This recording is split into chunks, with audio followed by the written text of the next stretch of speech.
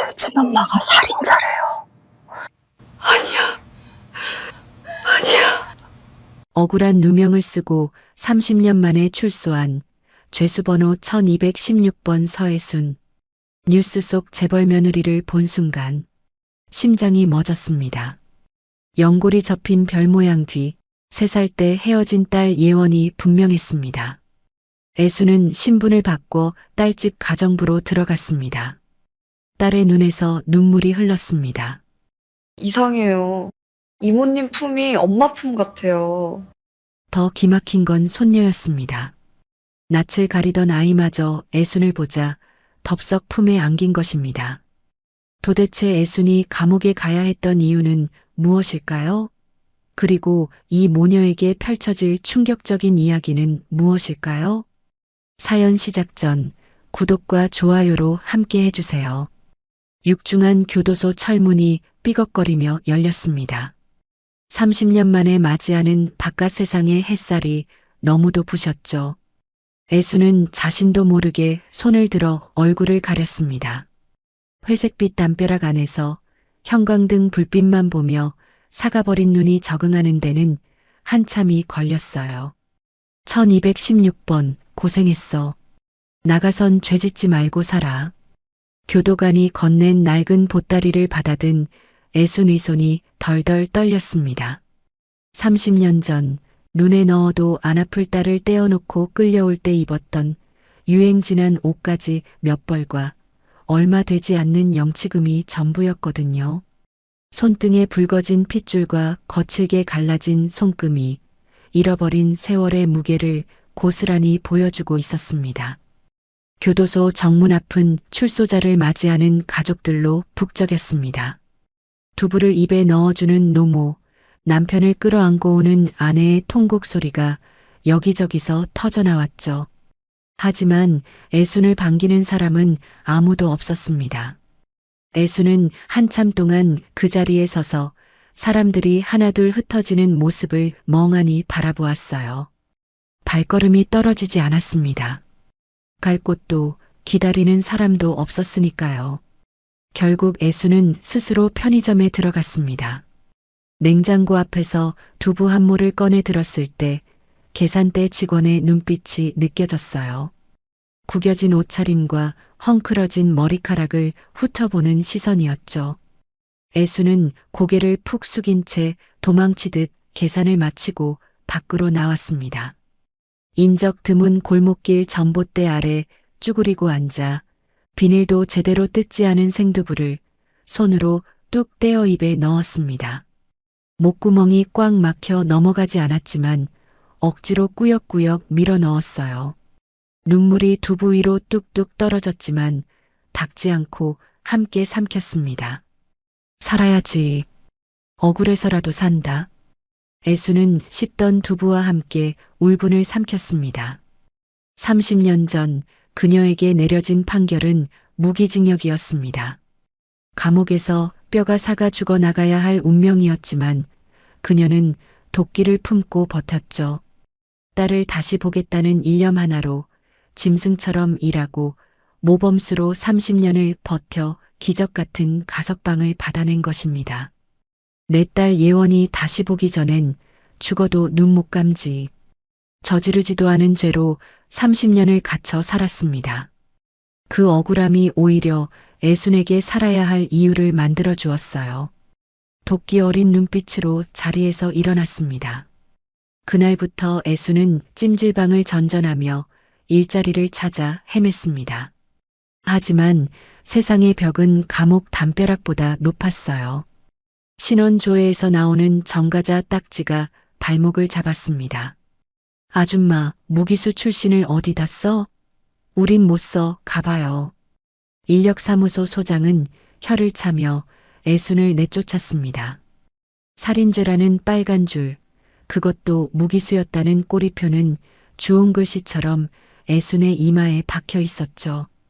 애순은 입술을 깨물며 발길을 돌려야 했습니다. 겨우 구한 일자리는 쥐가 나오는 허름한 식당의 설거지 아르바이트였습니다. 며칠 뒤 산더미 같은 설거지를 하던 중이었어요. 식당 구석 낡은 TV에서 저녁 뉴스가 흘러나왔습니다. 평소에는 신경도 쓰지 않던 소리였는데 앵커의 멘트 한마디가 애순의 고무장갑 낀 손을 멈추게 했습니다. 무심코 고개를 든 애순의 눈이 커졌습니다. 화면 속 단아한 정장을 입은 젊은 여인이 아이들 사이에서 환하게 웃고 있었거든요. 설마 심장이 쿵쾅거리기 시작했습니다. 여인이 흘러내린 머리카락을 귀 뒤로 넘기는 순간 클로즈업된 화면에 연골이 살짝 접힌 독특한 귀 모양이 잡혔습니다. 별귀. 애수는 비틀거리는 걸음으로 TV 앞으로 다가가 화면을 더듬었습니다. 30년 전 품에 안고 우리 딸 귀는 꼭 별 모양이네라며 입 맞추던 바로 그 귀였어요. 바른미디어 그룹 며느리 정예원, 워킹맘의 모범. 자막을 읽는 애순의 눈에서 뜨거운 눈물이 왈칵 쏟아졌습니다. 예원아, 살아있었구나. 이렇게 훌륭하게 컸구나. 하지만 뉴스 앵커의 다음 말은 애순의 가슴을 후벼 팠죠. 정예원 씨는 슬아의 3세 딸을 두고 있으며 3세, 자신이 억울하게 잡혀갈 때의 예원의 나이와 똑같았습니다. 3살배기 딸을 보육원에 버리듯 맡기고 쇠고랑을 차던 그날의 기억이 파도처럼 밀려왔어요. 애수는 싱크대를 붙잡고 오열했습니다.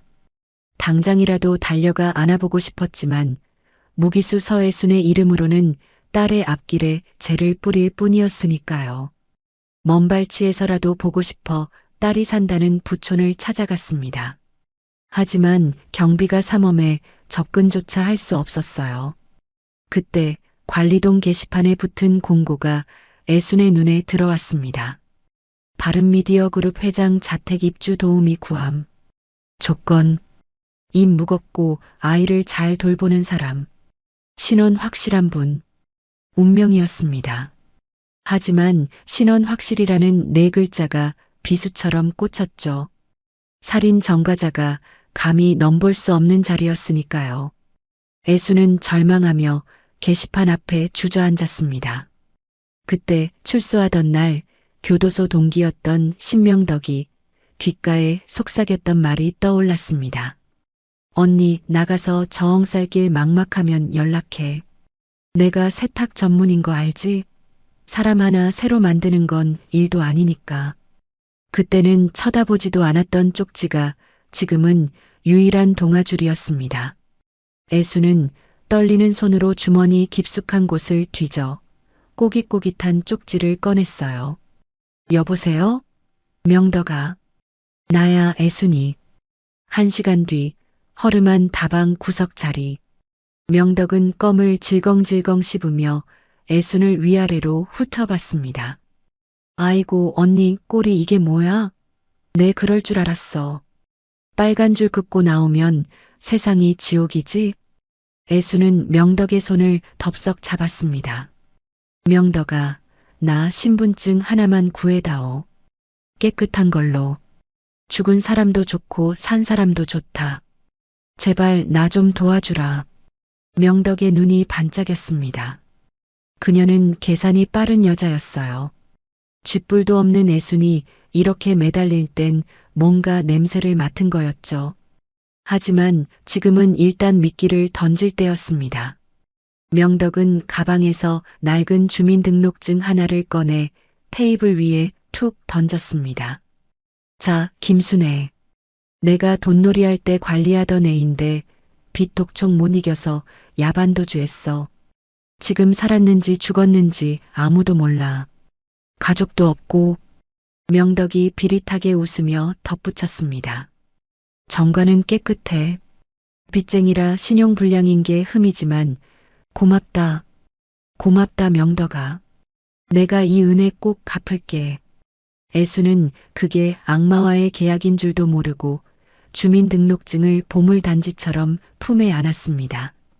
그래, 난 이제 서애순이 아니다. 김순애다. 이튿날 애수는 시장에서 산 흰 블라우스와 검은 바지를 정갈하게 차려입었습니다. 찜질방 거울 앞에서 몇 번이고 옷매무새를 다듬었죠. 초라해 보이지 않으려 입술을 꽉 깨물었습니다. 드디어 딸이 있는 저택 앞. 으리으리한 대문이 위압적으로 애순을 내려다보고 있었습니다. 애순은 심장이 터질 것 같은 긴장감을 누르며 초인종을 눌렀습니다. 누구십니까? 인터폰 너머로 들려오는 집사의 차분한 목소리. 가정부 면접 보러 왔습니다. 잠시 후 찰칵하는 소리와 함께 육중한 대문이 열렸습니다. 애순에게는 그 소리가 마치 천국으로 들어가는 소리이자 훗날 닥쳐올 파란을 예고하는 운명의 신호탄처럼 들렸죠.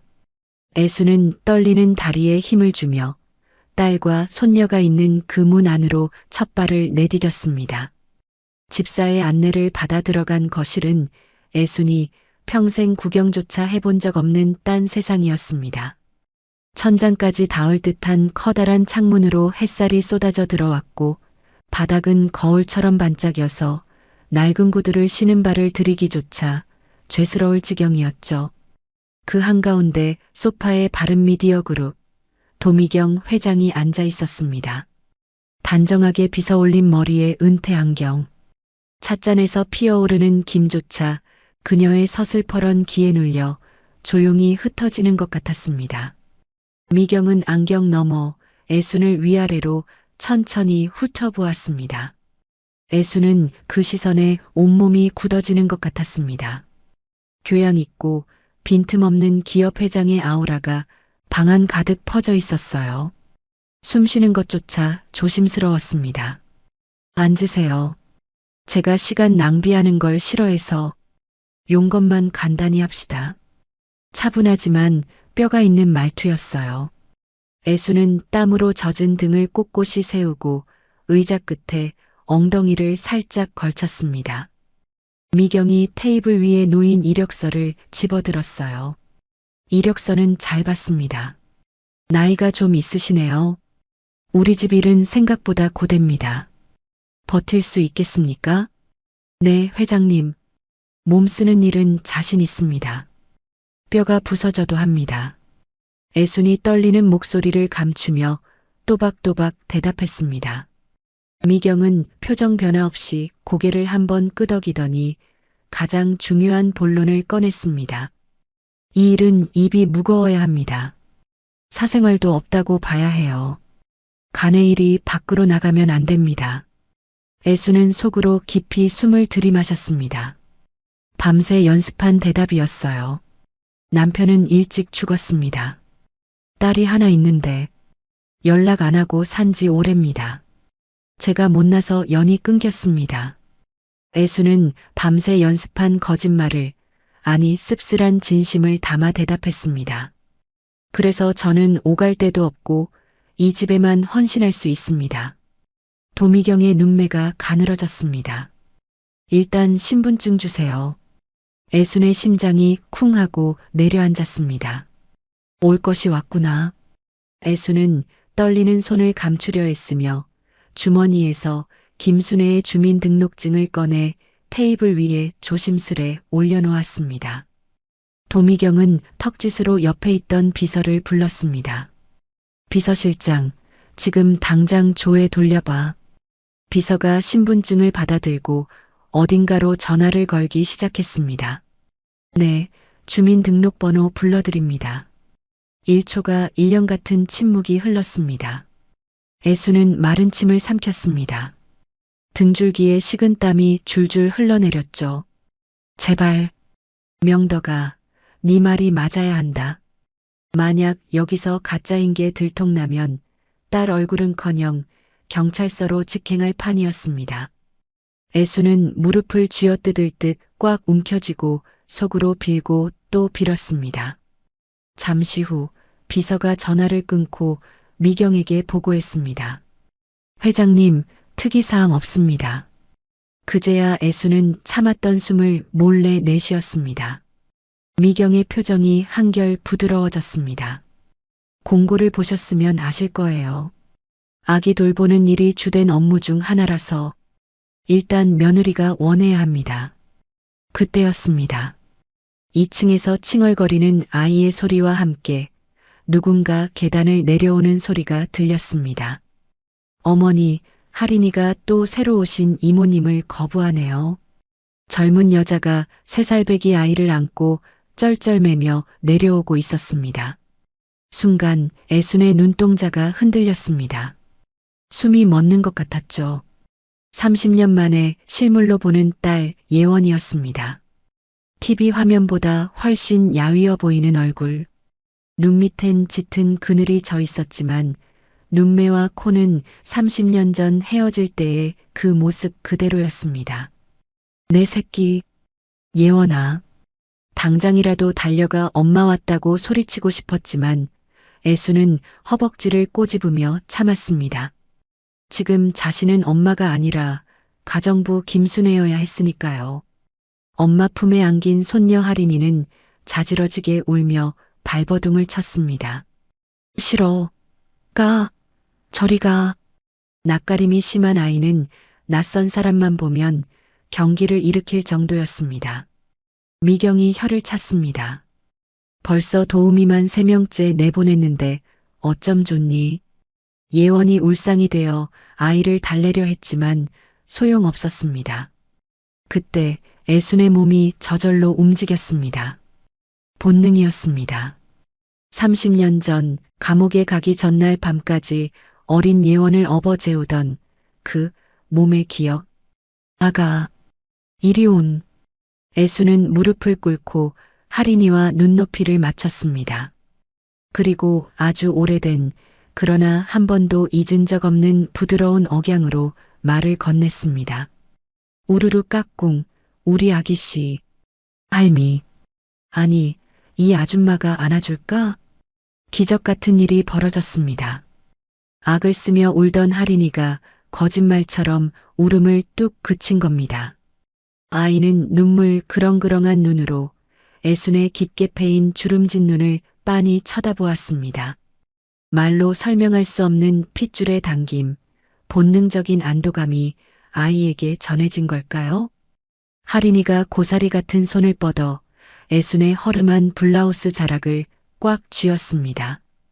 그러더니 덥석 애순의 품에 안겼습니다. 예원과 미경은 입을 다물지 못했습니다. 세상에, 할인이가 처음 보는 사람한테 안기다니. 예원이 믿기지 않는다는 듯 중얼거렸습니다. 애수는 익숙한 솜씨로 아이를 업고 등을 토닥였습니다. 아이에게서 나는 달큰한 사탕 냄새와 따뜻한 체온이 애순의 가슴을 파고들었습니다. 코끝이 시큰해지며 눈물이 핑 돌았지만 애수는 아이를 어르는 척하며 몰래 눈물을 훔쳤습니다. 자장 자장 우리 아기. 할인이는 애순의 등에서 편안함을 느끼며 이내 새근새근 잠이 들었습니다. 예원이 간절한 눈빛으로 시어머니를 바라보았습니다. 어머니, 이분으로 해요. 할인이가 좋아하잖아요. 저도 이모님 인상이 참 편하네요. 왠지 낯설지가 않아요. 낯설지가 않다. 그 말에 애순의 가슴이 덜컥 내려앉았습니다. 미경은 잠든 손녀를 보며 잠시 고민하더니 안경을 고쳐 썼습니다. 신원도 깨끗하고 애도 잘 봐주시고 빠른 시일 내에 근무 시작하시죠. 하지만 정식 채용은 아닙니다. 일주일 동안 지켜보고 결정하죠. 우리 집 기준 높은 거 아시죠? 애수는 90도로 허리를 숙여 인사했습니다. 감사합니다. 회장님, 사모님, 제 목숨처럼 모시겠습니다. 잘 부탁드려요, 이모님. 그 미소에 애순의 심장이 녹아내리는 것 같았어요. 30년 전 보육원 앞에서 헤어지던 날 봤던 그 어린 얼굴이 이렇게 곱게 자라서 웃고 있었습니다. 그렇게 죄인 서애수는 딸의 집 문턱을 넘었습니다. 배정받은 방은 부엌 옆에 딸린 작은 쪽방이었습니다. 침대 하나 겨우 들어가는 좁은 방이었지만 애순에게는 궁궐보다 더 귀했습니다. 짐을 풀던 애순은 벽에 가만히 손바닥을 대어 보았습니다. 이 얇은 벽 하나를 사이에 두고 평생을 그리워하던 딸과 손녀가 숨쉬고 있었습니다. 벽을 타고 전해오는 온기에 애수는 입을 틀어막고 소리 없는 오열을 토해냈습니다. 하지만 애수는 알지 못했습니다. 이 꿈만 같은 행복 뒤에 그녀의 숨통을 조여올 악연의 그림자가 서서히 다가오고 있다는 것을. 대저택의 아침은 전쟁이었습니다. 입주 첫날부터 애수는 그 사실을 뼈저리게 깨달았어요. 냄비 뚜껑 부딪히는 소리, 칼질 소리, 주방장의 날선 지시 소리가 뒤섞여 정신이 없었어요. 식탁 위에는 인류 호텔 뷔페가 부럽지 않은 진수성찬이 차려져 있었습니다. 주방장이 새벽부터 정성껏 끓인 전복죽에선 고소한 김이 모락모락 피어올랐고 그 옆엔 싱싱한 유기농 샐러드와 갓 짜낸 과일 주스가 영롱한 빛깔을 뽐내고 있었죠. 어른이 보기엔 군침이 도는 상차림이었습니다. 하지만 3살 할인이는 거들떠보지도 않았습니다. 싫어. 안 먹어. 아이는 숟가락을 밀어내더니 의자에서 쪼르르 내려와 식탁 밑으로 쏙 숨어버렸어요. 값비싼 수입산 테이블보 밑으로 꼼지락거리는 작은 발만 보일 뿐이었습니다. 출근 준비로 바쁜 예원의 속은 타들어갔습니다. 블라우스 단추를 채우다 말고 식탁 밑을 들여다보며 애원하듯 말했죠. 할인아, 한 입만 먹자. 응? 엄마 늦었어. 제발. 하지만 아이는 고개를 세차게 저었습니다. 예원의 이마에 땀이 송글송글 맺혔어요. 시계를 보니 임원회의 시간이 코앞이었습니다. 발을 동동 굴러도 소용이 없었죠. 식탁 맞은편 미경은 신문을 펼친 채 우아하게 커피를 홀짝였습니다. 안경 너머로 며느리와 손녀를 한번 흘끗 보더니 담담하게 말했습니다. 억지로 먹이지 마라. 배고프면 다 먹게 돼 있어. 냉정한 말투였습니다. 하지만 예원의 속은 새카맣게 타들어갔죠. 아이가 제대로 먹지 않으니 하루 종일 신경이 쓰여서 일에 집중할 수가 없었습니다. 그때 부엌 입구에서 눈치를 살피던 애순이 조심스럽게 입을 열었습니다. 사모님, 제가 한번 해봐도 되겠습니까? 예원과 미경의 시선이 동시에 애순에게 꽂혔습니다.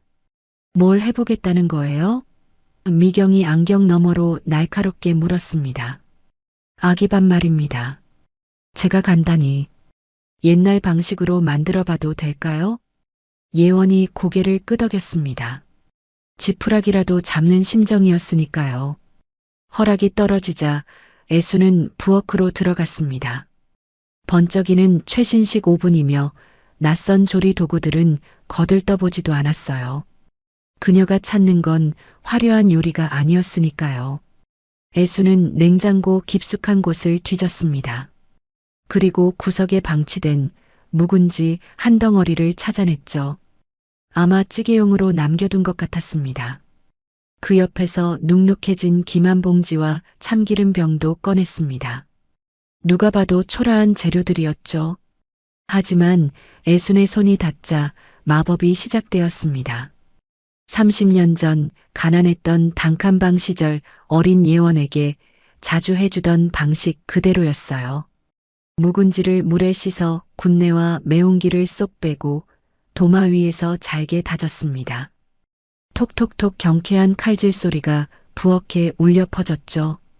갓 지은 따끈한 밥에 참기름을 한 바퀴 휘두르자 고소한 냄새가 진동을 했습니다.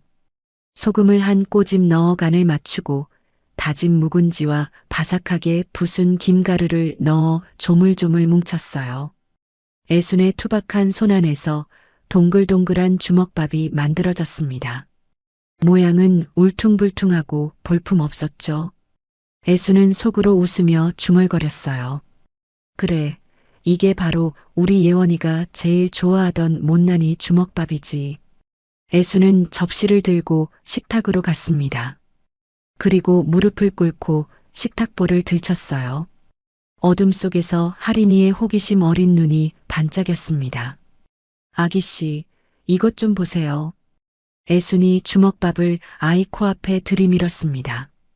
이게 요술공이에요.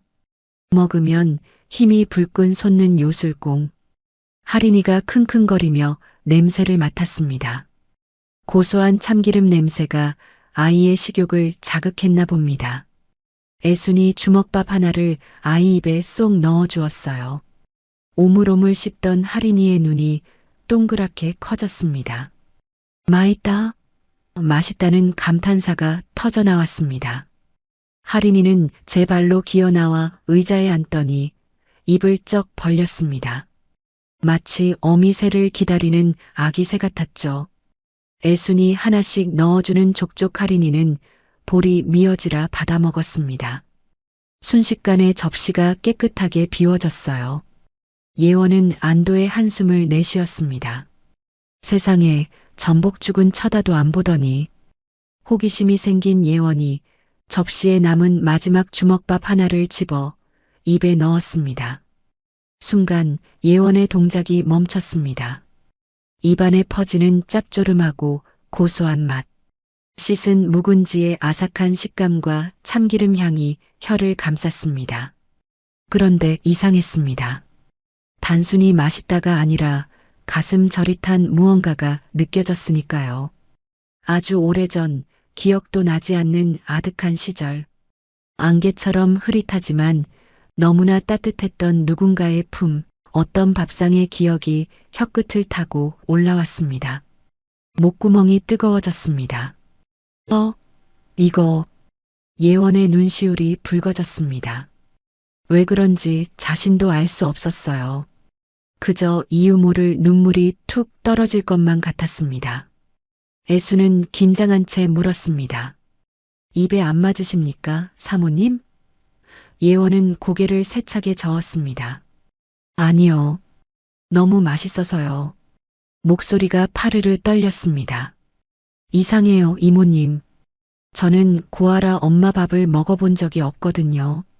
보육원에서 아무리 배불리 먹어도 늘 헛배부른 것처럼 허전했는데 예원이 주먹밥을 꿀꺽 삼키며 말을 이었습니다.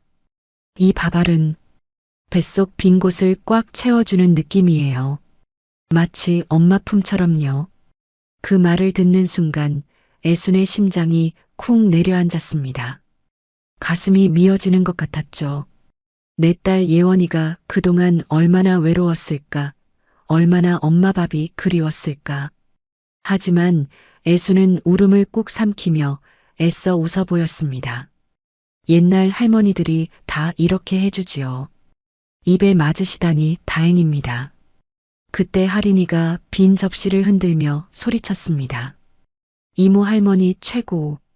고사리 같은 손으로 엄지를 치켜 세우는 손녀의 재롱에 애수는 그제야 마음 놓고 활짝 웃었습니다.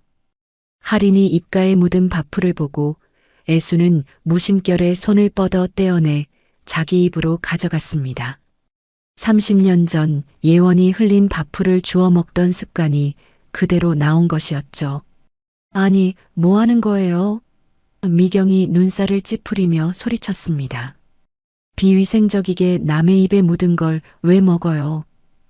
애수는 화들짝 놀라 허리를 굽혔습니다. 죄송합니다, 회장님. 시골 버릇이라서 저도 모르게. 식은땀이 등을 타고 흘렀습니다.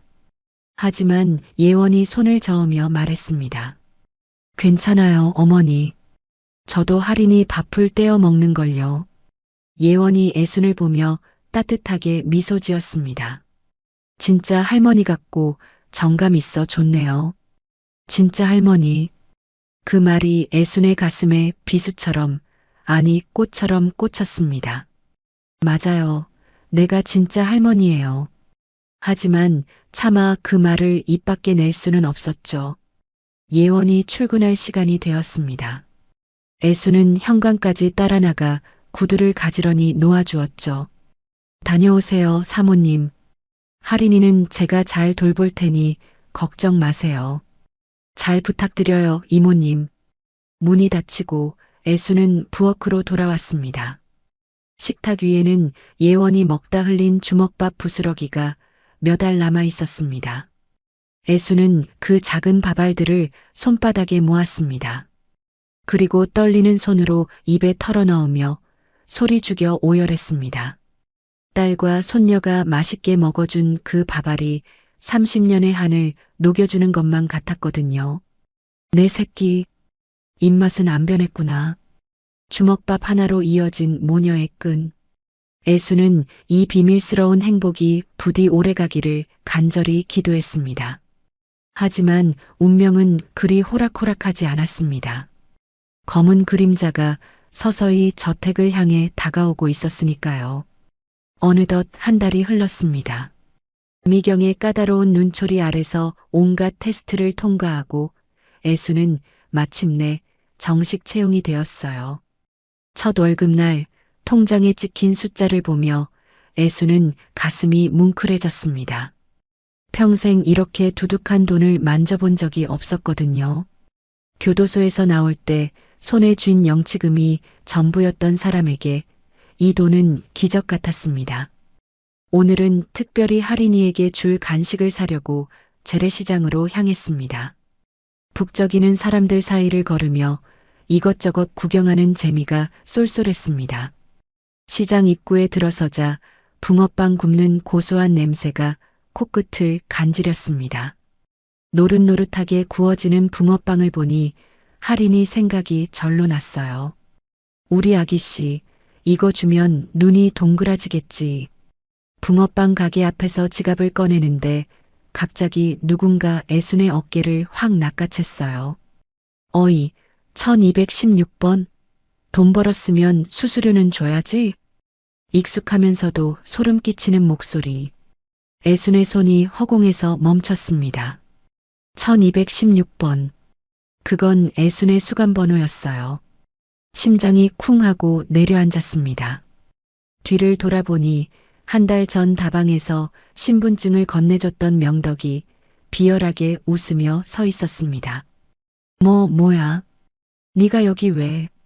애순이 사색이 되어 뒷걸음질 쳤습니다. 명덕은 애순을 자연스럽게 골목 구석으로 밀어붙였어요. 왜긴, 내가 준 신분증이 제 역할 잘하고 있나 궁금해서 왔지. 근데 언니 아주 대박을 쳤더라. 명덕이 핸드폰을 꺼내 사진 한 장을 코앞에 들이밀었습니다. 애순이 바른미디어 그룹 저택 대문을 열고 들어가는 모습이 찍혀 있었어요. 내가 김순의 민증 그냥 줬겠어? 난 내가 물건 대준 사람들 어디서 뭐하고 사는지 다 관리하거든. 명덕이 애순의 새 옷을 손가락으로 튕기며 빈정거렸습니다. 다들 식당이나 여관발이 전전하는데 우리 언니만 으리으리한 재벌 회장님 댁으로 기어 들어가대? 냄새가 나잖아. 돈 냄새가. 애수는 입술이 바짝 말랐습니다. 신분증을 받을 때부터 호랑이 굴에 발을 들인 셈이었던 겁니다. 명덕아, 제발. 나 그냥 조용히 밥벌이하고 사는 거야. 그냥 가게 해줘. 하지만 명덕은 멈추지 않았습니다. 뱀 같은 눈으로 애순의 귓가에 속삭였죠. 비릿한 술 냄새가 확 끼쳤습니다. 그래서 내가 그 집 호구 조사를 좀 더 해봤지. 근데 그 집 며느리 이름이 정예원이고 고아 출신이라대. 애순의 심장이 쿵 하고 내려앉았습니다. 어디서 많이 듣던 이름이다 싶었어. 언니가 감방에서 잠꼬대할 때마다 부르던 이름, 내 딸 예원이, 우리 예원이. 그거랑 똑같아서. 아니야. 애순의 목소리가 갈라졌어요. 그런 거 아니야. 아니긴 뭐가 아니야. 명덕이 킬킬 웃었습니다. 그 웃음소리가 좁은 골목에서 메아리 쳤어요. 30년 전 헤어진 딸 이름이랑 똑같고 나이도 딱 맞아떨어지고 살인자 엄마가 신분 세탁하고 몰래 가정부로 들어갔다? 와, 내가 여기저기 미끼를 던졌는데 애순 언니 네가 역대급 대박을 물을 줄이야. 애순의 다리에서 힘이 쭉 빠졌습니다. 무릎이 꺾이며 주저앉을 뻔했어요. 축축한 골목벽에 손을 짚어 간신히 몸을 지탱했습니다. 이야, 그 집 시어머니 도미경 회장. 뉴스 보면 깐깐하기로 유명하잖아. 명덕이 손가락으로 애순의 턱을 들어 올렸습니다. 이거 알면 네 딸 바로 이혼당하고 쫓겨나겠는데? 살인자 딸을 누가 며느리로 데리고 살아? 손녀 얼굴은 다시 볼 수 있겠냐?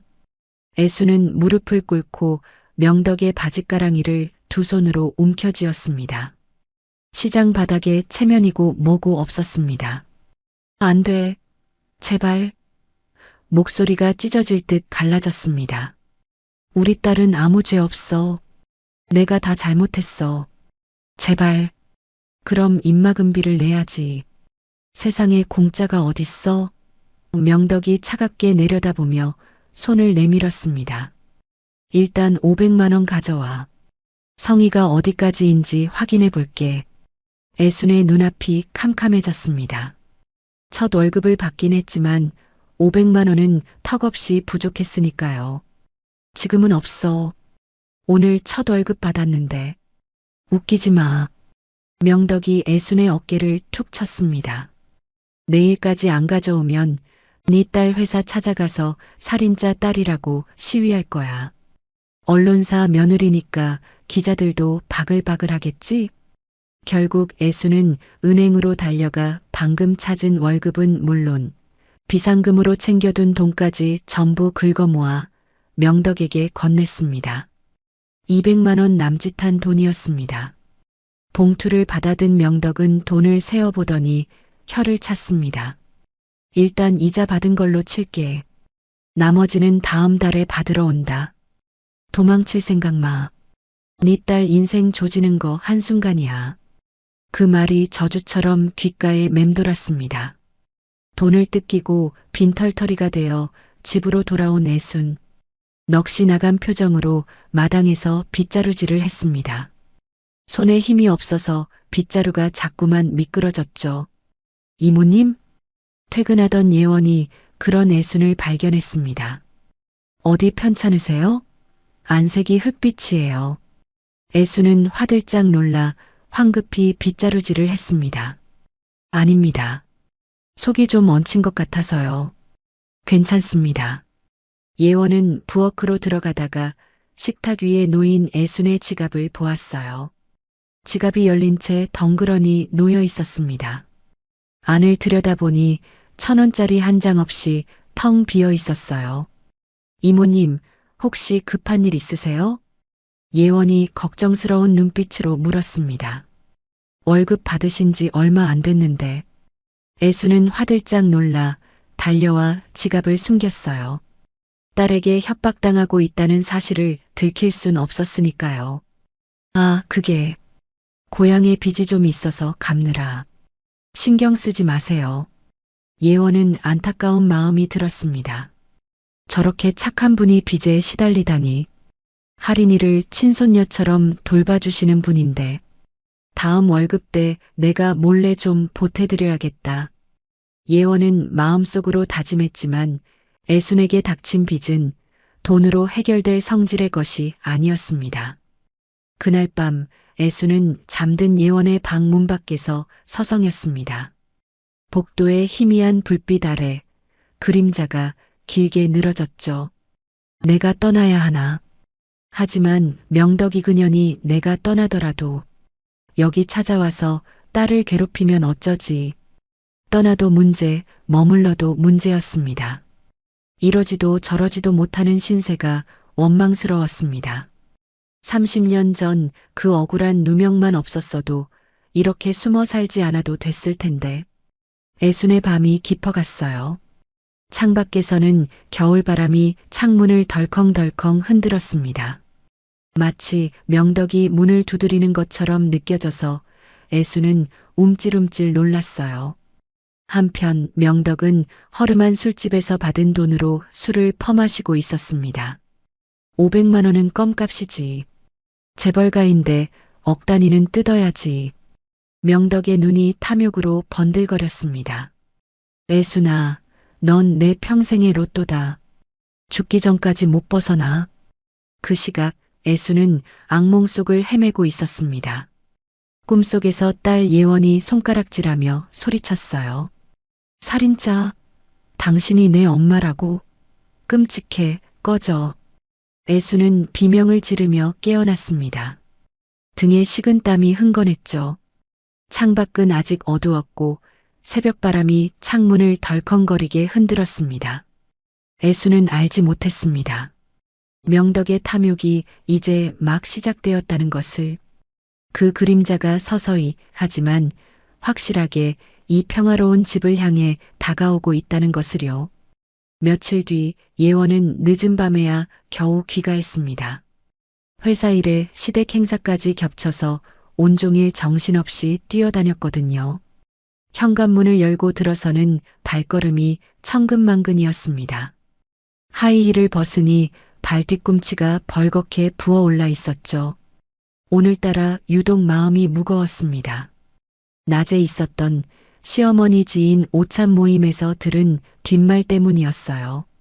예원이 화장실 문을 열고 나오려는데 세면대 앞에서 귀부인들이 소곤거리는 소리가 들렸던 겁니다. 그래도 도 회장님은 대단하셔. 며느리가 근본이 없는데도 참고 사시니. 그러게. 고아 출신이라며? 어디서 굴러온지도 모르는 애를 며느리로 들이다니. 경준 씨는 어디서 그런 여자를 만났대? 좋은 집안 교수가 줄을 섰는데. 쉬쉬, 목소리 낮춰요. 어디서 들으면 어쩌려고. 예원은 화장실 문고리를 잡은 채 얼어붙었습니다. 맥박이 요동치고 얼굴이 화끈거렸죠. 그 사람들이 나갈 때까지 숨죽이고 서 있어야 했던 자신이 너무 비참했습니다. 모두가 잠든 밤 예원은 침대에 누워도 잠이 오지 않았습니다. 결국 거실로 나와 소파에 앉아 어둠 속에서 한숨만 푹푹 내쉬었죠. 가슴에 돌덩이가 얹힌 듯 답답했습니다. 그때 복도에서 발소리가 들렸어요. 잠기가 밝은 애순이 거실 불빛을 보고 나온 것이었습니다. 사모님 안 주무시고 뭐 하세요? 예원이 고개를 들었어요. 눈물로 얼룩진 얼굴이 드러났습니다. 애수는 그 모습에 심장이 덜컥 내려앉았어요. 속이 답답해서요. 예원이 힘없이 대답했습니다. 술은 마시지 않았지만 맨정신이라 오히려 더 괴로웠어요. 취하면 잊을 수라도 있을 텐데. 애수는 말없이 부엌으로 갔습니다. 대추와 생강을 듬뿍 넣고 차를 끓였죠. 물이 끓기 시작하자 달콤하고 알싸한 향기가 거실을 채웠습니다. 30년 전 어린 예원이 잠 못 이루고 울 때마다 끓여주던 바로 그 차였습니다. 이거 드시면 잠이 좀 올 겁니다. 예원은 따뜻한 찻잔을 두 손으로 감싸 쥐었습니다. 온기가 손바닥을 타고 가슴으로 전해지자 참았던 감정이 툭 터졌습니다. 이모님은 참 따뜻해요. 예원의 목소리가 물기에 젖어 갈라졌습니다. 우리 엄마라면 얼마나 좋을까요? 그 말에 애순의 심장이 멎는 듯 했습니다. 목구멍이 막혀서 아무 말도 나오지 않았어요. 그저 예원 곁에 조심스럽게 앉았습니다. 웃기죠? 예원이 자조적으로 웃었어요. 날 버린 친엄마 얼굴은 기억도 안 나는데 남인 이모님 품이 더 그립다는 게. 애순의 손이 떨렸습니다. 용기를 내어 조심스럽게 물었어요. 친어머니가 보고 싶지 않으세요? 피치 못할 사정이 있었을 텐데. 순간 예원의 표정이 싸늘하게 굳었습니다. 따뜻했던 눈빛이 얼음장처럼 차가워졌어요. 사정이요? 무슨 사정이요? 예원의 목소리가 날카로워졌습니다. 사람 죽이고 깜빵 간 게 사정인가요? 보육원 기록을 몰래 봤을 때도 신문 스크랩에도 똑똑히 적혀 있었어요. 애순의 얼굴에서 핏기가 싹 빠졌어요. 절 낳아준 여자는 범죄자예요. 그것도 살인자라고요. 예원이 마음속 깊은 독을 뱉어냈습니다. 끔찍해요. 전 제 몸에 그 여자 피가 흐른다는 게 너무 싫어요. 소름이 끼쳐요. 예원의 눈에 다시 눈물이 고였어요. 그래서 더 완벽하게 살려고 흠잡히지 않으려고 발버둥 치는 거예요. 살인자의 딸이라는 게 들킬까봐 매일매일 무서워요. 딸의 말 한마디 한마디가 애순의 심장을 난도질했습니다. 숨을 쉴 수가 없었어요. 하지만 내색할 수 없었습니다. 손톱이 손바닥을 파고들도록 주먹을 꽉 쥐었어요. 예원이 애순을 올려다보았습니다. 눈물에 젖은 눈이 아이처럼 연약해 보였어요. 이모님도 제가 더러우세요? 살인자의 딸이라서?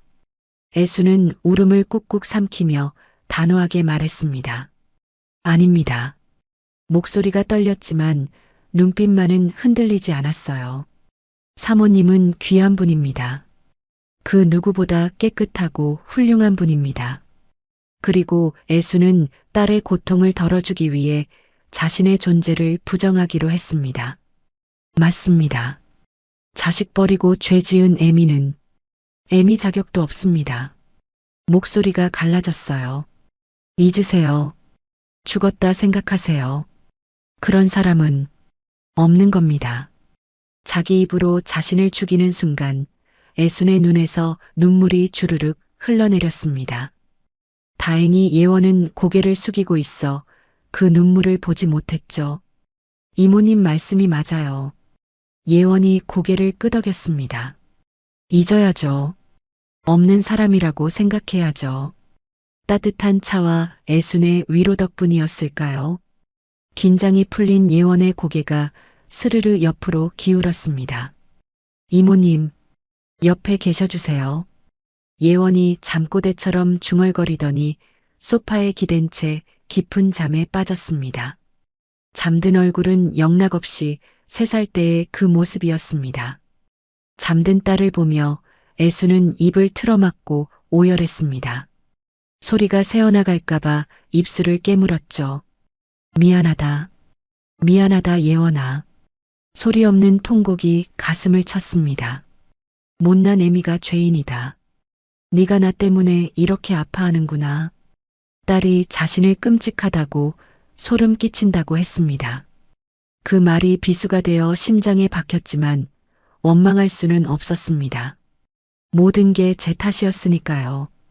애수는 방에서 담요를 가져와 예원의 어깨를 덮어주었습니다. 그리고 소파 옆에 무릎을 꿇고 앉아 30년 전 불러주던 자장가를 아주 작은 목소리로 흥얼거렸습니다. 잘 자라 우리 아가. 앞마당과 뒷동산에. 잠결에 그 소리를 들은 예원은 꿈속에서 따뜻한 빛에 감싸이는 느낌을 받았습니다. 어디선가 맡아본 포근한 냄새, 그리운 엄마 냄새였습니다. 다음 날 아침 예원은 소파에서 개운하게 깨어났습니다. 창문으로 햇살이 쏟아져 들어왔죠. 식탁으로 가니 따끈한 북엇국이 차려져 있었습니다. 회장님은 조찬 모임 가셨습니다. 식사 드세요. 애순이 밥그릇을 놓으며 말했습니다. 이모님, 어제는 제가 하소연이 길었죠. 예원이 쑥스러운 듯 웃었습니다. 덕분에 푹 잤어요. 꿈도 좋은 꿈 꿨어요. 누군가 자장가를 불러주는 꿈이었는데 너무 따뜻했어요. 애순의 손이 미세하게 떨렸습니다.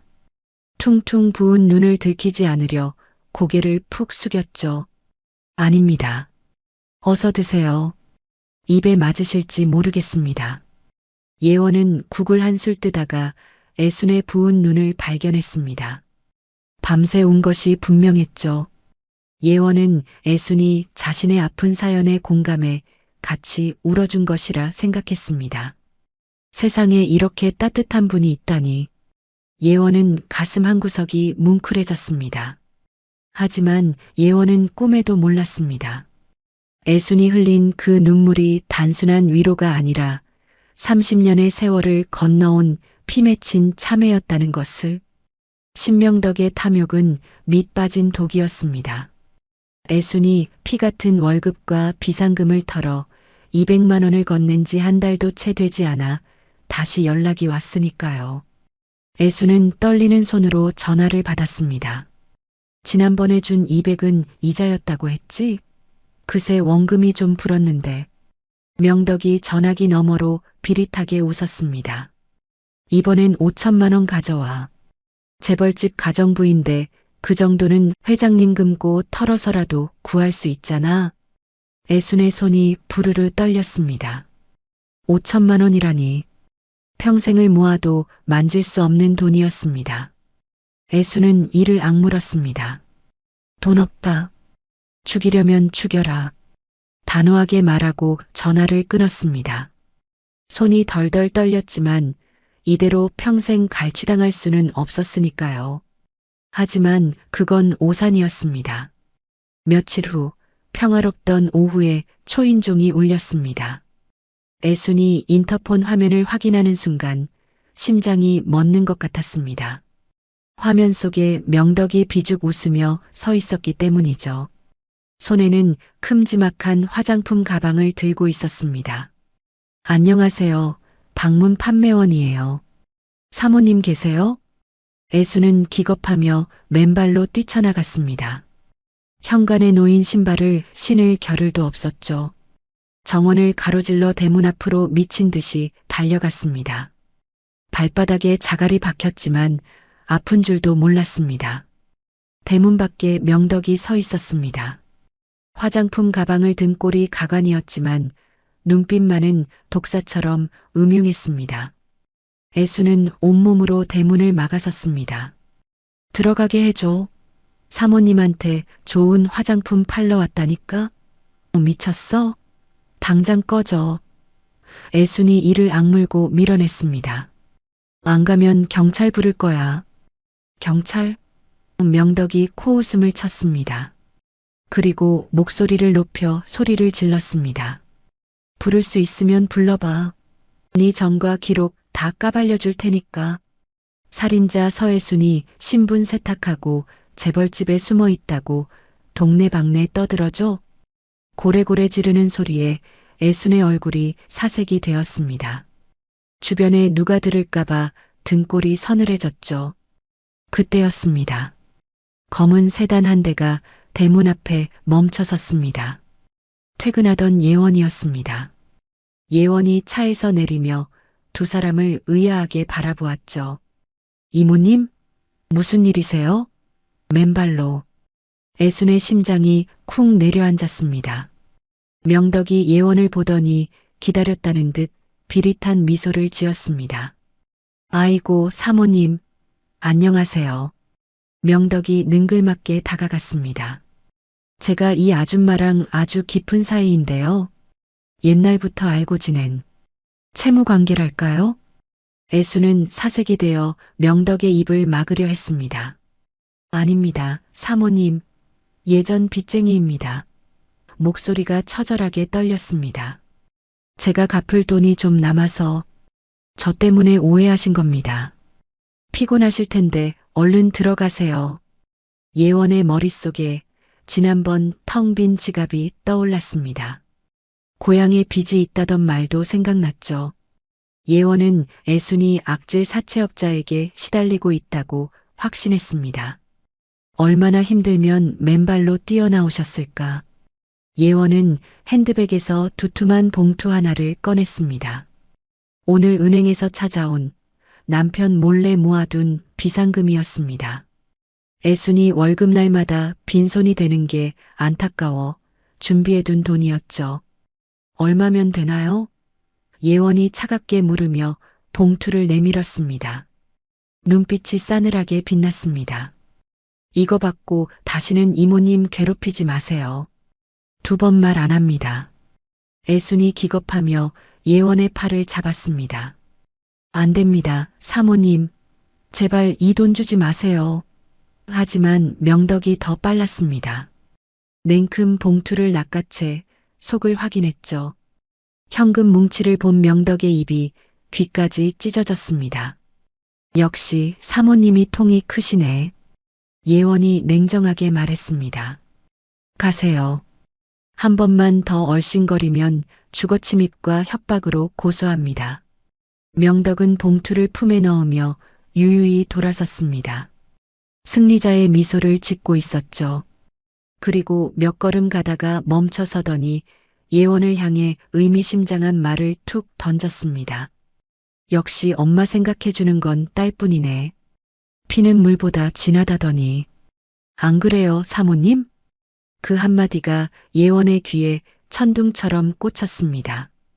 발걸음이 멈췄어요. 엄마, 피? 무슨 소리지? 명덕이 골목 끝으로 사라졌습니다. 예원은 천천히 애순을 돌아보았어요. 가슴속에서 의구심이 싹트기 시작했습니다. 이모님, 예원의 목소리가 낮아졌어요. 방금 저 여자가 한 말이 무슨 뜻이에요? 엄마라니요? 애순은 시선을 피했습니다. 땅만 바라보며 대답했어요. 목소리가 떨렸습니다. 저 여자가 미쳐서 헛소리한 겁니다. 정신이 온전치 않아요. 신경 쓰지 마세요. 하지만 예원의 의심은 걷잡을 수 없이 커졌습니다. 애순의 헌신적인 태도, 그리움이 느껴지던 주먹밥 맛, 어디선가 들어본 것 같은 자장가. 처음 만났을 때부터 유독 자신에게 잘해주던 눈빛, 할인이를 핏줄처럼 아끼던 모습, 그리고 방금 명덕이 던진 말. 모든 조각들이 머릿속에서 뒤엉키더니 퍼즐이 맞춰지듯 하나씩 연결되기 시작했습니다. 그날 밤 예원은 잠들지 못하고 침대에서 뒤척였습니다. 천장을 바라보며 명덕의 말을 수백 번 되뇌었죠. 엄마 생각해주는 건 딸뿐. 아무리 생각해도 머리가 어지러웠습니다.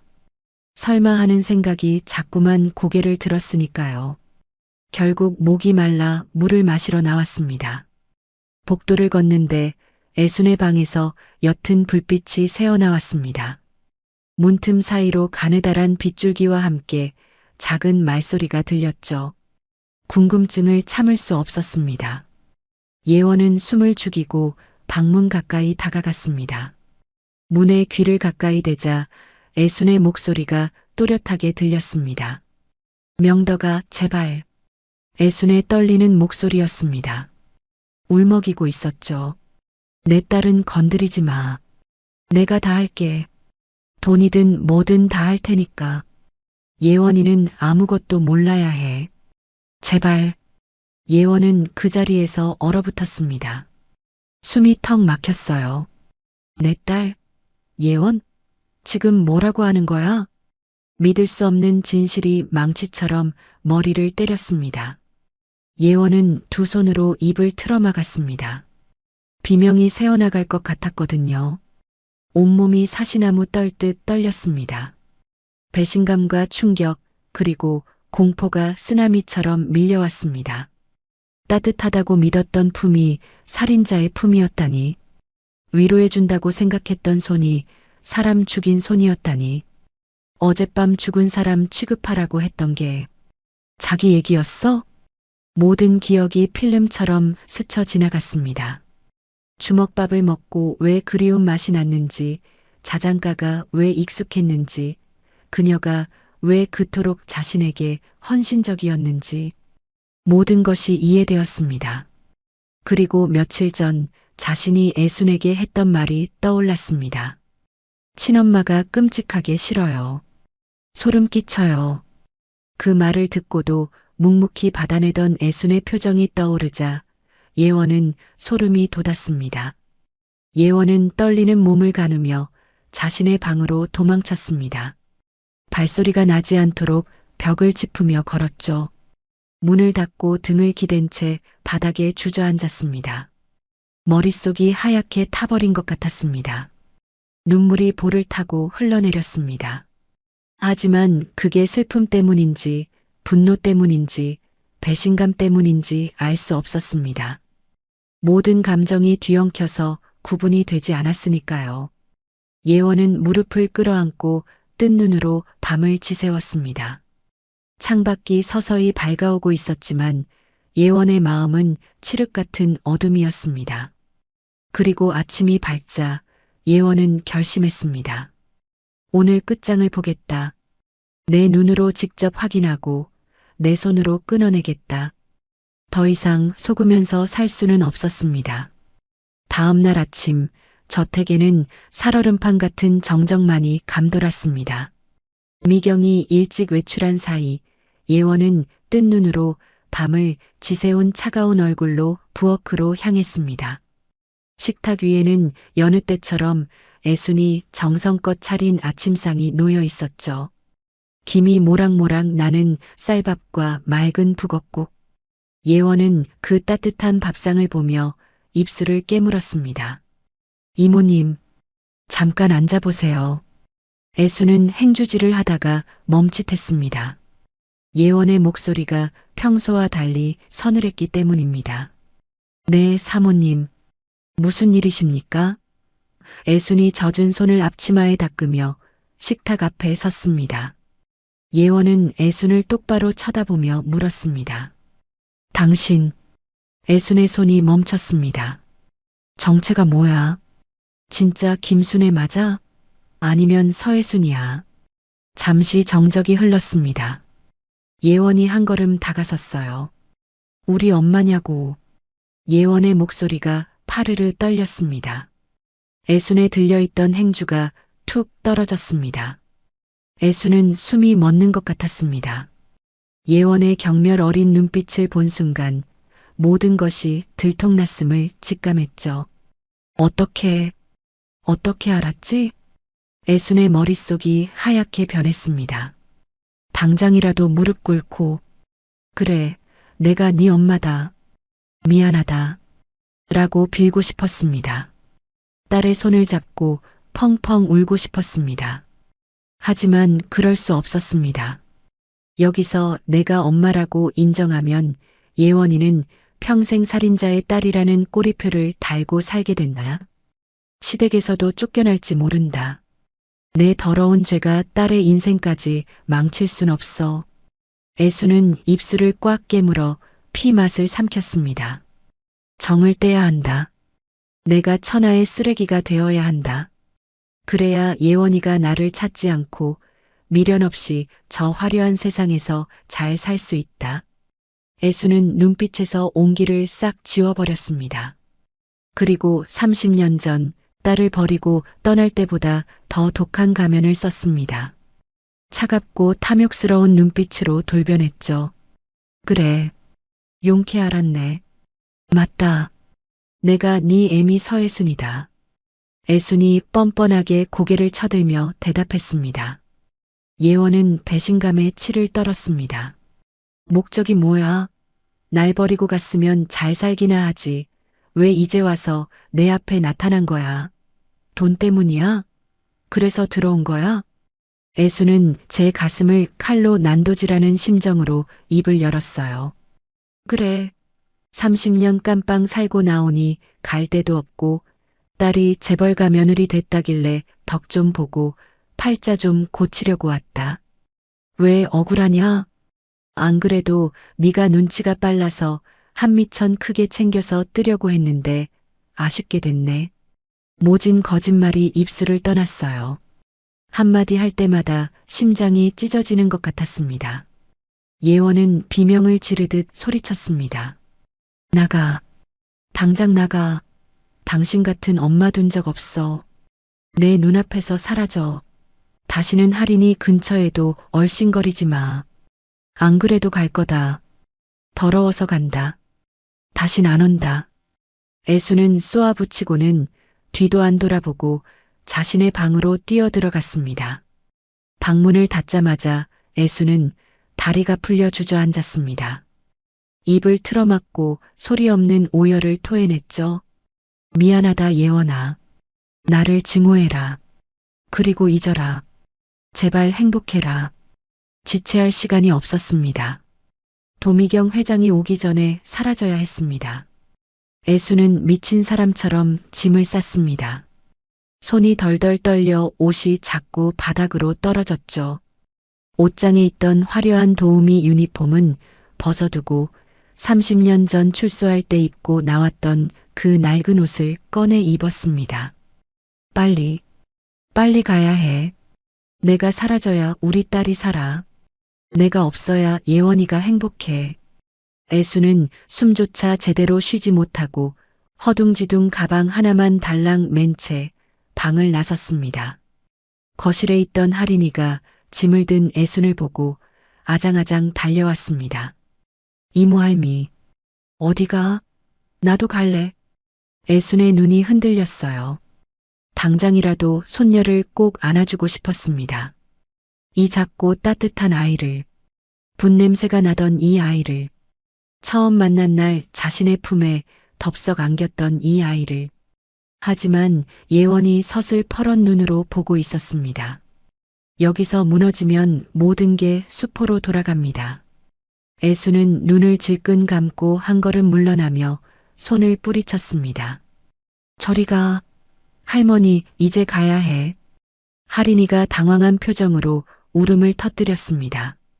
예원이 비명을 지르며 달려와 아이를 감싸 안았죠. 미쳤어. 애한테 무슨 짓이야. 애수는 그 틈을 타 도망치듯 현관문을 열고 나갔습니다. 뒤도 돌아보지 않고 대문을 향해 전력 질주했죠. 밖에는 때마침 억수 같은 장대비가 쏟아지고 있었습니다. 하늘도 모녀의 비극을 슬퍼하는 듯 했습니다. 애수는 우산도 없이 비를 맞으며 저택을 빠져나갔습니다. 다신 오지 마. 그땐 진짜 가만 안 둬. 예원이 현관까지 쫓아나와 울부짖었습니다. 애수는 빗물인지 눈물인지 모를 것으로 범벅이 된 채 딸의 저주를 들으며 빗속의 어둠으로 사라졌습니다. 쾅! 대문이 닫히고 애순의 모습은 완전히 보이지 않게 되었습니다. 폭우 소리만이 남겨진 저택을 때렸습니다.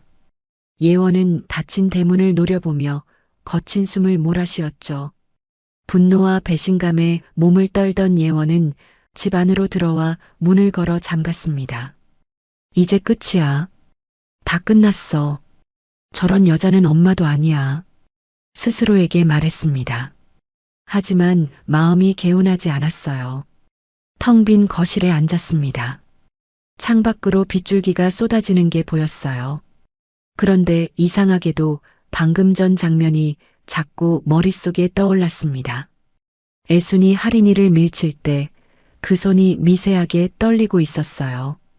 눈을 질끈 감은 얼굴, 이를 악문 입술, 그리고 돌아서던 순간 어깨가 미세하게 들썩이던 모습, 뭔가 이상했습니다. 뭔가 맞지 않았어요.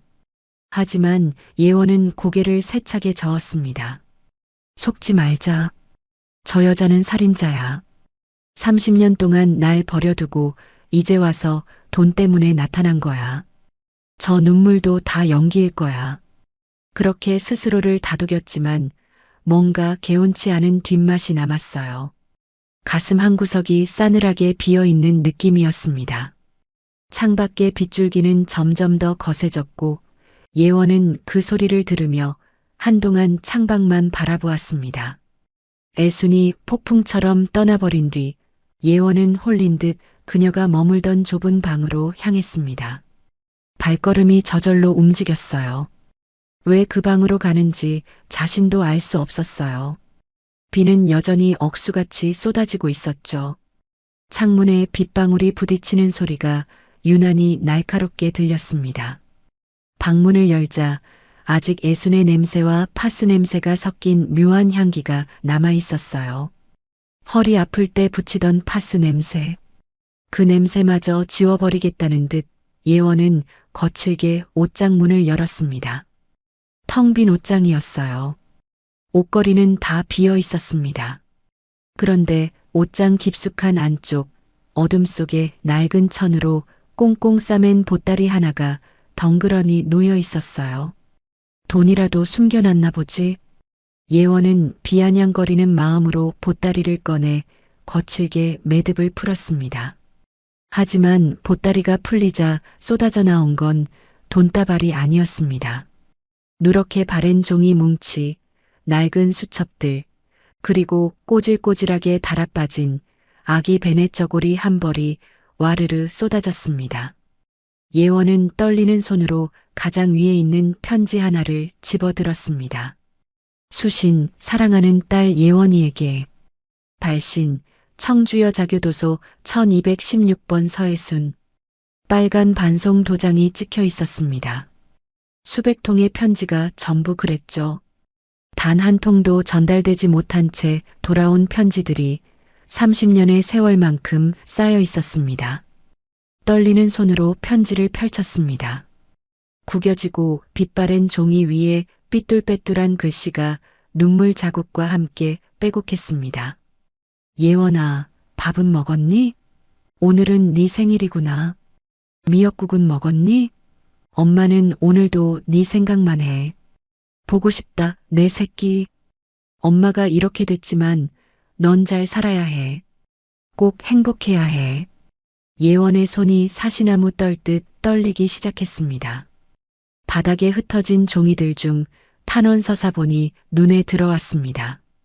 존경하는 판사님, 제 딸을 지키려다 그랬습니다. 제가 죽인 것도 아닙니다. 그 남자가 3살 된 제 딸을 해치려 했습니다. 저는 엄마로서 딸을 지켜야 했습니다. 제발 재수사해 주십시오. 30년 내내 꾹꾹 눌러 쓴 억울함의 기록들이었습니다. 한 장, 2장, 셀 수도 없이 많은 탄원서가 있었지만 세상은 그녀의 목소리를 들어주지 않았던 겁니다. 예원은 숨이 턱 막혔습니다. 마지막으로 손때 묻은 낡은 육아수첩을 펼쳤습니다.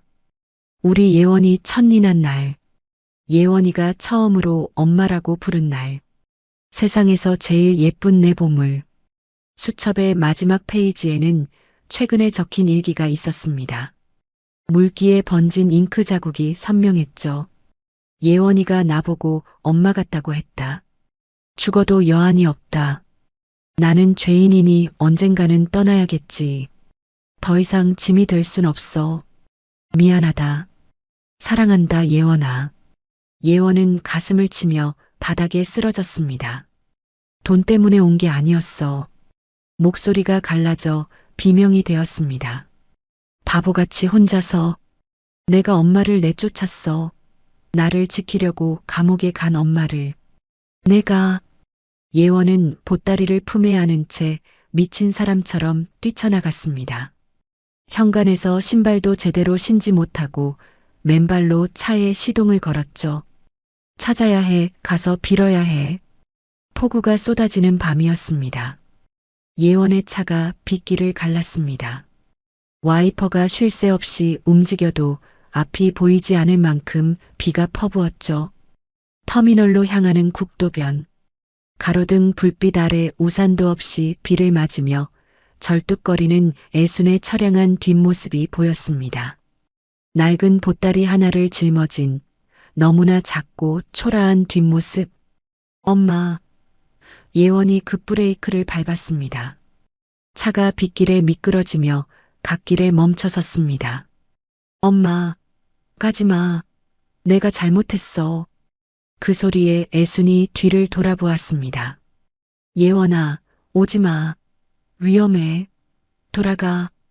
예원이 엄마에게 가기 위해 도로로 발을 내디딘 순간이었습니다. 맞은편에서 빗길에 미끄러진 승용차 한 대가 굉음을 내며 예원을 덮쳤습니다. 헤드라이트 불빛이 예원의 눈을 찔렀습니다. 안 돼. 애순이 몸을 날리려 했지만 늦었습니다. 쾅!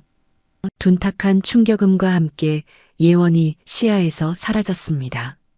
예원아. 애순의 처절한 비명이 빗소리를 뚫고 울려 퍼졌습니다. 애순은 비틀거리며 달려가 정신을 잃은 예원을 끌어안았습니다. 안 돼. 눈 떠, 예원아. 엄마야. 제발 눈 떠. 애순은 딸을 품에 안은 채 절규했습니다. 하늘이 무너져 내린 것 같았습니다. 병원 응급실 복도. 연락을 받은 남편 경준과 시어머니 미경이 사색이 되어 달려왔습니다. 예원아. 수술실 앞 빨간 불이 켜져 있었습니다. 의사가 심각한 표정으로 나왔어요. 비장 파열로 인한 복강 내 출혈이 너무 심합니다. 환자분 혈액형이 희귀한 RH-O형이라 당장 수혈할 재고가 없습니다. 의사의 목소리가 다급해졌습니다. 폭우 때문에 혈액 배송 차량도 고립됐습니다. 당장 수혈하지 않으면 쇼크사가 옵니다. 가족분들 중에 같은 혈액형 없습니까? 경준과 미경은 절망에 빠졌습니다. 저희는 A형이랑 B형입니다. 제발 살려주세요. 돈은 얼마든지 드릴 테니 제발. 미경마저 다리가 풀려 주저앉았습니다. 천하의 재벌 회장도 죽음 앞에서는 무력했습니다. 골든타임이 지나가는 절체절명의 순간이었습니다.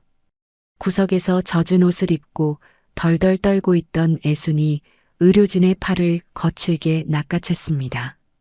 접니다. 제 피 뽑으세요. 애순의 눈이 광기로 번들거렸습니다. 제가 RH-5형입니다. 당장 수혈해 주세요. 의료진이 당황했습니다. 환자분과 혈액형이 같으신가요? 확실합니까? 응급교차 검사만 하고 바로 들어갑니다. 다급해진 애수는 옆에 시어머니와 사위가 있다는 것도 잊은 채 울부짖었습니다. 확실합니다. 내가 이 아이 애미입니다. 내가 낳았어요. 제발 내 피 뽑아요. 어서. 그 순간 미경과 경준의 표정이 경악으로 굳어졌습니다. 미경이 떨리는 입술로 물었습니다. 지금 뭐라고 했나? 자네가 애미라니? 우리 새아가 엄마란 말인가? 설명할 시간조차 없었습니다. 애수는 간호사에게 끌려가 체열 침대에 누웠습니다. 간호사가 굵은 바늘을 애순의 앙상한 팔에 꽂았습니다. 제 피 다 가져가도 좋아요. 제발 내 딸만 살려주세요. 애순의 목소리가 갈라졌습니다. 붉은 피가 팩에 빠르게 채워졌고 간호사들은 그걸 들고 수술실로 뛰어들어갔습니다. 딸이 더럽다고 끔찍하다고 거부했던 그 피가 이제 딸의 유일한 생명줄이 되어 흘러들어가고 있었습니다. 피를 너무 많이 뽑아 얼굴이 백지장처럼 하얗게 질린 애수는 정신을 잃어가면서도 수술실 쪽만 바라보며 중얼거렸습니다.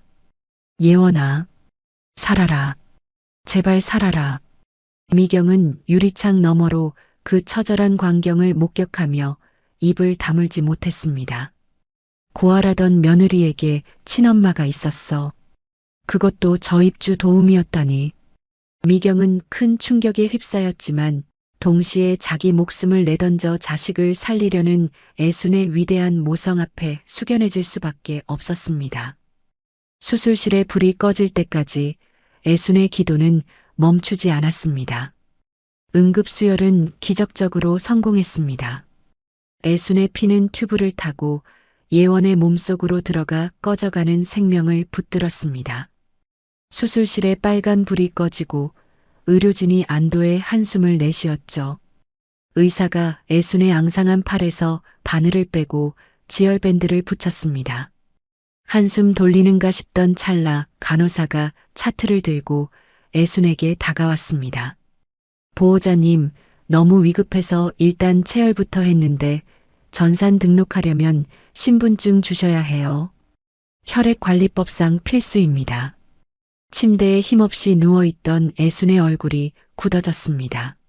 머릿속이 하얘졌죠. 이제 와서 위조된 김순의 주민등록증을 내밀면 방금 들어간 피의 주인이 바뀐 셈이 되어 더 큰 문제가 생길 판이었습니다.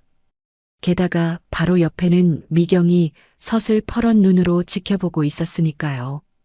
애수는 떨리는 손으로 보따리 틈을 뒤졌습니다. 비닐에 쌓인 종이 한 장을 꺼냈어요. 신분증은 아직 못 만들었고 나라에서 준 게 이것뿐입니다. 간호사가 서류를 받아들고 내용을 확인하다 멈칫했습니다. 눈이 동그래졌죠. 그 틈에 도미경의 시선이 종이에 꽂혔습니다. 상단에 적힌 출소 증명서, 붉은 도장과 함께 박힌 성명, 서애순, 수용기간 30년. 미경은 자신의 눈을 의심했습니다. 3살 손녀를 그렇게 예뻐하던 입주도우미 김순애가 30년 복역한 범죄자 서애순이라니. 비서실장이 경악하며 나서려 하자 도미경이 손을 들어 제지했습니다. 조용히 해. 지금은 예원이 깨어나는 게 먼저다. 입단속 철저히 시켜. 하지만 보는 눈이 너무 많았습니다. 서류를 확인한 간호사들의 수군거림, 응급실을 오가는 직원들의 귀를 통해 소문은 발 빠르게 퍼져나갔습니다. 바른미디어 며느리한테 수혈한 그 아줌마 정가자래. 30년 살았다던데. 친엄마래. 예원과 애수는 몸을 회복하고 퇴원했지만 소문은 이미 증권가 지라시로까지 번졌습니다. 그룹 주가가 출렁였고 인터넷에는 악성 댓글이 넘쳐났습니다. 임원들은 미경에게 그룹 이미지를 위해 며느리를 정리해야 한다며 빗발치게 건의했죠. 예원은 죄인의 심정으로 지냈습니다.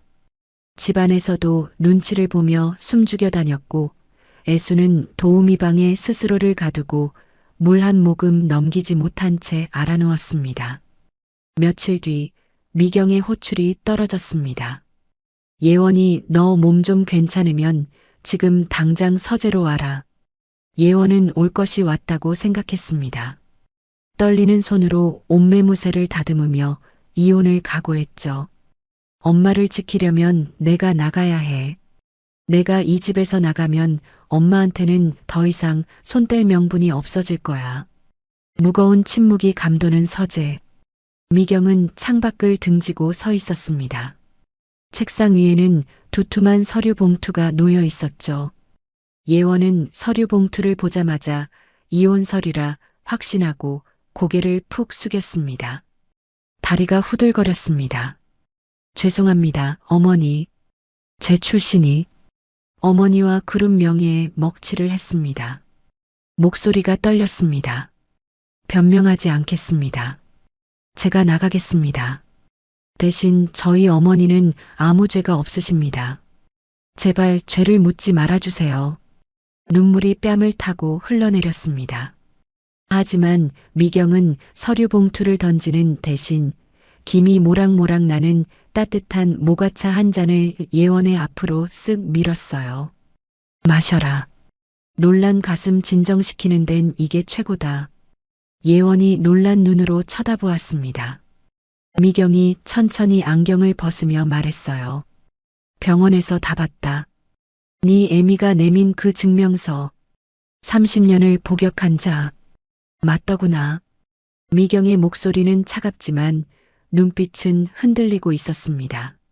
하지만 나는 동시에 봤다. 제 치부를 만천하에 까발리면서까지 자식 살리겠다고 팔 걷어붙이는 그 눈빛을. 미경이 창가로 걸어가며 말을 이었어요. 그건 흉악범이 아니라 그냥 딸을 사랑하는 어미였다. 나도 자식을 키워봐서 안다. 저런 눈빛은 연기로 안 돼. 미경이 봉투를 열었습니다. 그 안에는 이혼 서류가 아니라 30년 전 살인사건 재조사 보고서가 들어 있었어요. 예원의 눈이 휘둥그레졌습니다.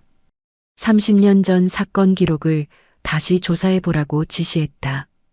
우리 그룹 정보력을 총동원했지. 역시나 뭔가 석연치 않더구나. 미경이 예원의 차가운 손을 꽉 잡았어요. 그 손길이 투박하지만 바위처럼 든든했습니다. 도망가지 마라. 넌 내 며느리고 바른미디어 그룹의 안주인이다. 미경의 눈빛이 단호했어요. 하지만 지금 넌 재벌가 며느리이기 이전에 억울한 엄마의 딸이어야 해. 가서 어머니 모셔와라. 최고의 변호인단은 내가 붙여주마. 바른그룹 법무팀, 이럴 때 쓰라고 있는 거다. 예원은 시어머니의 예상치 못한 지지에 오열했습니다. 어머니, 감사합니다. 정말 감사합니다. 미경의 지시는 신속하고 무자비하게 이행되었습니다. 그녀는 직접 당시 사건을 조작했던 비리 형사를 찾아갔습니다. 은퇴 후 허름한 낚시터를 운영하고 있던 형사는 검은 세단 행렬이 들어서자 사색이 되었습니다. 미경은 현금이 가득 든 가방과 30년 전 비리 장부를 동시에 테이블에 놓았습니다. 선택하세요. 사실대로 증언하고 평생 먹고 살 돈을 받든지 아니면 손주들 보는 앞에서 감옥에 가시든지. 미경의 눈빛이 차갑게 빛났습니다. 형사는 미경의 서슬퍼런 기세에 눌려 무릎을 꿇고 자백했습니다. 주름진 얼굴에 식은땀이 흘러내렸어요. 잘못했습니다. 그때 위에서 시키는 대로 조작했습니다. 그 여자는 살인자가 아니었습니다. 드디어 재심 공판이 열렸습니다. 법정에는 긴장감이 흘렀어요. 피고인석에 앉은 58세의 서혜수는 30년 전처럼 떨고 있었습니다. 손을 무릎 위에 가지런히 모으고 고개를 숙였어요. 하지만 이번엔 혼자가 아니었습니다. 방청석 맨 앞줄에 예원과 미경, 사위 경준이 든든하게 지키고 앉아 있었어요. 애순이 고개를 들어 방청석을 바라볼 때마다 예원이 힘내라는 눈빛을 보내주었습니다. 대한민국 최고 로펌의 변호사들이 검찰의 논리를 조목조목 반박했어요. 결정적으로 애순이 살인을 저지르지 않았다는 증거도 확보했죠. 증인으로 나온 비리 형사의 양심 선언도 법정을 뒤흔들었습니다. 판사가 판결문을 읽어 내려갔어요. 애순의 심장이 쿵쿵 뛰었습니다. 30년을 기다렸던 순간이었어요. 피고인 서혜수는 당시 급박한 위험에서 자녀를 보호하기 위해 부득이하게 저항한 점이 인정된다. 따라서 본 재판부는 원심을 파기하고 피고인 서혜순에게 무죄를 선고한다. 탕, 탕, 탕. 의사봉 소리가 울렸습니다. 판결이 내려지는 순간 법정은 눈물바다가 되었어요. 애수는 다리에 힘이 풀려 주저앉았습니다. 예원이 뛰어와 엄마를 끌어안았어요. 엄마, 이제 됐어. 예원의 외침이 법정을 울렸습니다. 미경도 손수건으로 눈가를 훔치며 흐뭇한 미소를 지었어요. 그녀의 결단이 한 가정을 살렸습니다. 법정 밖으로 나오는 길 수많은 기자가 몰려들었어요. 카메라 플래시가 쉴 새 없이 터졌습니다. 마이크가 사방에서 들이밀어졌어요. 예원은 더 이상 엄마를 숨기지 않았습니다. 당당하게 엄마의 손을 높이 치켜들며 말했어요. 제 어머니는 죄인이 아닙니다. 30년 전 3살이었던 저를 목숨 걸고 지켜낸 영웅입니다. 기자들의 질문이 쏟아졌지만 예원은 흔들리지 않았습니다. 애수는 고개를 들고 세상의 빛을 마주했습니다. 카메라 플래시가 터졌지만 이제는 두렵지 않았습니다. 딸이 손을 꽉 잡아주고 있었으니까요. 그날 저녁 미경은 애순을 정식으로 식사에 초대했습니다. 사돈, 그동안 고생 많으셨습니다. 이제 편하게 지내세요. 애순은 뜨거운 밥 한 숟가락을 입에 넣었습니다. 목에 걸려있던 가시가 비로소 빠져나감을 느꼈습니다. 밥이 이렇게 맛있었던 적이 없었습니다. 애수는 딸과 사돈의 손을 맞잡으며 태어나 처음으로 내일이 기다려지는 밤을 맞이했습니다. 몇 달 후 대저택 별채. 따사로운 햇살이 정원 가득 쏟아지고 있었습니다. 봄바람이 살랑살랑 불어왔어요. 애순이 텃밭에서 상추와 고추를 가꾸고 있었습니다. 흙을 만지는 손길이 정성스러웠어요. 얼굴에는 평온함이 가득했어요. 이렇게 따뜻한 햇살 아래서 텃밭을 가꾸는 게 꿈만 같았습니다. 할머니, 할인이가 아장아장 뛰어왔습니다. 유치원 가방을 맨 채로 애순의 등 뒤에 매달렸죠. 이제는 누구보다 할머니 껌딱지였습니다. 오냐, 우리 강아지. 유치원 잘 다녀왔어? 애순은 흙 묻은 손을 툭툭 털고 할인이를 번쩍 안아 올렸습니다. 아이의 웃음소리가 마당에 울려 퍼졌습니다. 퇴근한 예원이 웃으며 다가왔습니다. 엄마, 무리하지 말라니까. 텃밭 일은 나중에 기사님 시켜. 아이고, 이 정도는 일도 아니다. 내 손주 먹일 건데 내가 해야지. 애순의 얼굴에는 더 이상 그늘이 없었습니다. 저녁 식사 시간. 미경, 경준, 예원, 할인, 그리고 애순이 모두 한 식탁에 둘러앉았습니다. 식탁에는 애순표 못난이 주먹밥과 미경이 좋아하는 궁중 갈비찜이 나란히 올라와 있었습니다. 두 어머니의 손맛이 어우러진 진정한 화합의 밥상이었죠. 미경이 주먹밥 하나를 집어먹으며 말했습니다. 사돈, 이 주먹밥은 언제 먹어도 별미예요. 비법 좀 알려주세요. 애수는 수줍게 웃으며 손사래를 쳤습니다. 회장님 입맛에 맞으시다니 영광입니다. 비법은 없고 그냥 손맛이지요. 식사 도중이었습니다. 갑자기 예원이 수저를 놓더니 입을 틀어막았습니다. 욱! 모두가 놀라서 예원을 쳐다보았습니다. 경준이 안색이 변하며 물었죠. 여보, 왜 그래? 어디 아파? 예원은 괜찮다는 듯 손을 저으며 수줍게 미소 지었습니다. 그리고 가방에서 초음파 사진 한 장을 꺼내 식탁 위에 올려놓았습니다. 사실은 둘째가 생겼어요. 구주래요. 식탁은 순식간에 정적에 휩싸였다가 곧이어 환호성으로 가득 찼습니다. 정말이냐? 경사났구나. 경사났어. 미경이 손뼉을 치며 기뻐했습니다. 할인이는 나 동생 생겨?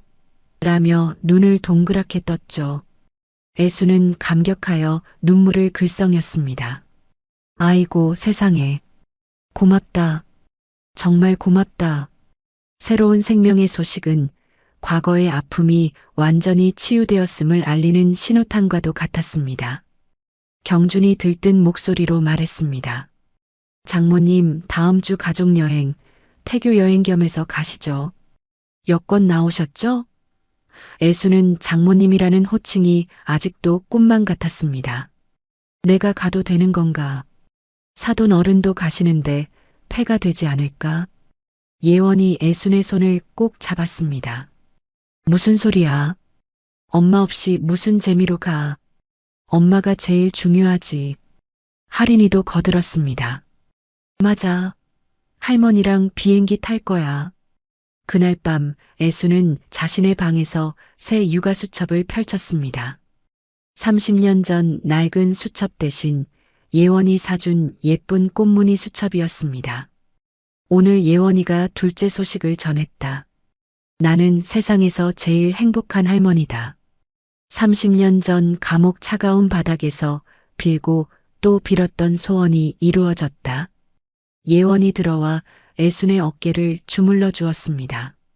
엄마 낳아줘서 고마워. 그리고 나 포기하지 않고 끝까지 지켜줘서 고마워. 예원의 목소리가 따뜻했습니다.